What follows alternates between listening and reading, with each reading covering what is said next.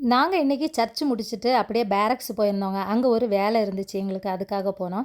பாருங்க எவ்வளோ அழகா இருக்குன்னு இந்த ஆர்மி ரோடு. ஒரு குப்பை கிடக்காதுங்க. சூப்பரா வச்சிருப்பாங்க. எனக்கு ரொம்ப பிடிக்கும் இந்த ஏரியா. அதுக்கப்புறமா அந்த வேலைய முடிச்சுட்டு வரும்போது ரொம்ப லேட் ஆயிருச்சு. வீட்ல வந்து சமைச்சு சாப்பிட முடியாதுன்னு சொல்லிட்டு ஒரு ஹோட்டலுக்கு வந்தாங்க. சாப்பிட்டுட்டு போயிரலாம் அப்படின்னு ஒரு சின்ன ஹோட்டல் தான் வந்து சாப்பிட ஆரம்பிச்சுட்டோம்.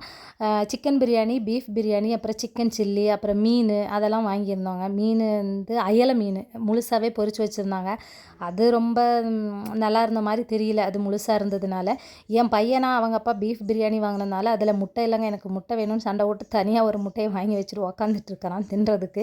பிரியாணி வேணும், அதை வேணும், இதை வேணும். கடைசியில அந்த முட்டையும் அந்த சில்லி சிக்கனும் மட்டும் தாங்க சாப்பிட்டான். சாப்பிட்டு முடிச்சுட்டு இங்க வந்தா ஐஸ்கிரீம் வேணும்னு பக்கத்திலேயே ஒரு கடை இருந்துச்சு. அங்கேருந்து ஆளுக்கு ஒரு ஐஸ்கிரீமை வாங்கிட்டு வந்தாச்சு. அவன் பாருங்க எப்போ பாருங்க அந்த கலர்ஃபுல்லா தான் அங்க வாங்கி சாப்பிடுவான்.